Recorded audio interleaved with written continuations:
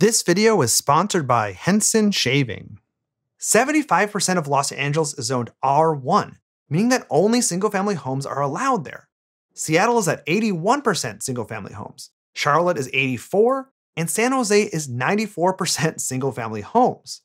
In US cities, most land area is for houses with yards, an incredible homogeneous landscape only punctuated by the occasional school or park.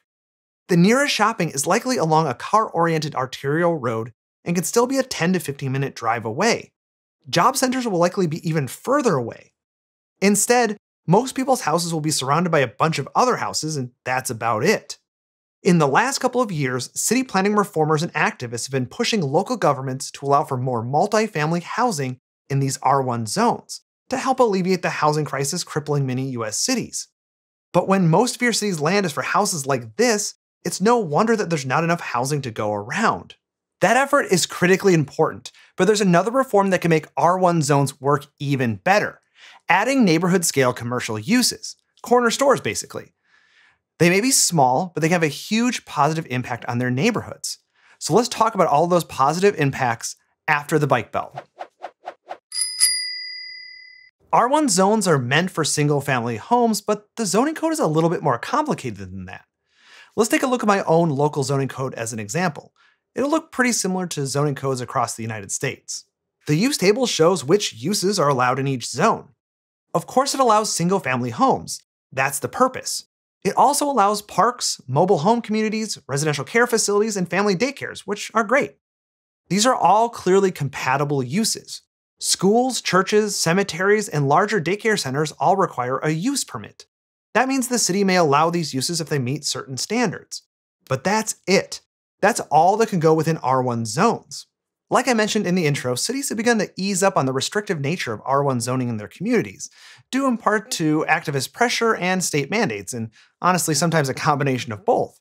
Here in California, where I live, the state has mandated that cities must allow accessory dwelling units and allow property owners to split their lots into two and build a second house there. It's now possible to have 3 or 4 units where only one was previously allowed, regardless of what the local zoning code says. Cities like Portland, Oregon, and Minneapolis, Minnesota have been leading the way in allowing multiple units in R1 zones too. So cities are loosening up their restrictions on residential density in R1 areas to better address the housing crisis. But they need to also loosen up their restrictions on use. There was one key category missing from that list of non-residential uses I mentioned earlier: retail. I'm not talking about dropping a Costco in the middle of a neighborhood of single-family houses. But neighborhoods serving retail at a small scale can be a true game changer for the health, traffic, and environment of a neighborhood. When I say neighborhood serving retail, I'm mainly talking about the humble corner store.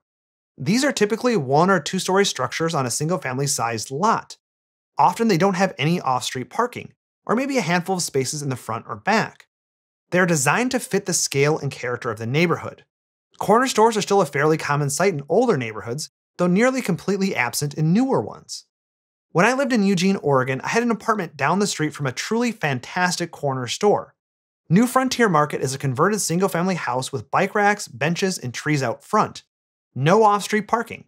Inside was a Eugene-style corner store, which meant staples with an organic bent. I could walk over, buy something, and get back home in less than 10 minutes. It saved me countless drives to the supermarket, and it was a great place to say hi to neighbors. I've always had the pleasure of living in a neighborhood with a corner store, and honestly, I can't imagine living in a place without one.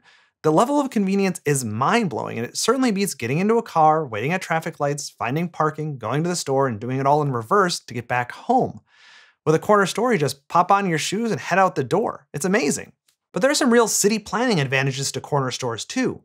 About 45% of all trips taken in the US are shopping trips. Commute trips only make up about 15%, though that's the kind city planners often focus on because they're longer during peak traffic hours and can be more easily shifted to other modes. It's a lot harder to get people out of their cars when they go shopping. Some of this is because Costco runs necessitate a large vehicle, but not all trips are meant to restock a pantry. Quick trips to pick up a prescription or get that missing ingredient can all be done on foot. And of course, when you get people to replace their car trips with walking trips, you see a whole lot of benefits. In 2021, most cars use gas and emit carbon, so reducing the number of car trips reduces carbon emissions. You also see improved neighborhood air quality and make a dent in solving our climate emergency. Adding a new destination to a neighborhood can contribute to an increase in walkability, and more walkable communities are associated with more physical activity. Basically, walking to the store instead of driving can be a healthier way of getting there. More physical activity can lead to better health outcomes, so corner stores can literally make a community more healthy. If the corner store carries fresh produce, it can have a double benefit when compared to convenience stores and liquor stores, the less attractive cousins of corner stores. They often carry processed foods instead. Some cities have begun to mandate healthy food options in corner stores. In 2008, the Minneapolis City Council passed an ordinance requiring corner stores to carry at least 5 varieties of perishable produce. New York City offers tax abatements and waives some of the parking requirements to corner stores that stock produce. The environmental and health benefits are substantial, but so too are the traffic benefits. And honestly, I think the traffic argument might be the best one to make to win people over, at least those who are concerned about having a corner store in their neighborhood. Many corner stores don't have off-street parking, and residents may be concerned about the increased traffic around the store. But corner stores also take cars off the road, as people can walk to get milk and eggs, instead of, say, driving from their cul-de-sac onto the neighborhood collector, then waiting at the traffic signal to get onto the congested arterial street. And corner stores, by their very nature, are local serving. People don't drive into a neighborhood to access a specific corner store. Their main selling point is convenience to the local neighborhood. They aren't major regional draws. Neighborhoods with corner stores are simply better than those without them. How do we make sure more neighborhoods have their own new frontier market? I already mentioned the biggest obstacle, the zoning code. Most communities do not allow corner stores or any neighborhood retail like diners, cafes, or ice cream shops, even with a conditional use permit. We've already seen cities make policy changes to make it easier to build density in R1 zones. And the only change it would take here is switching retail uses from not allowed to allowed, or at least a conditional use permit. That alone would make neighborhoods so much more walkable.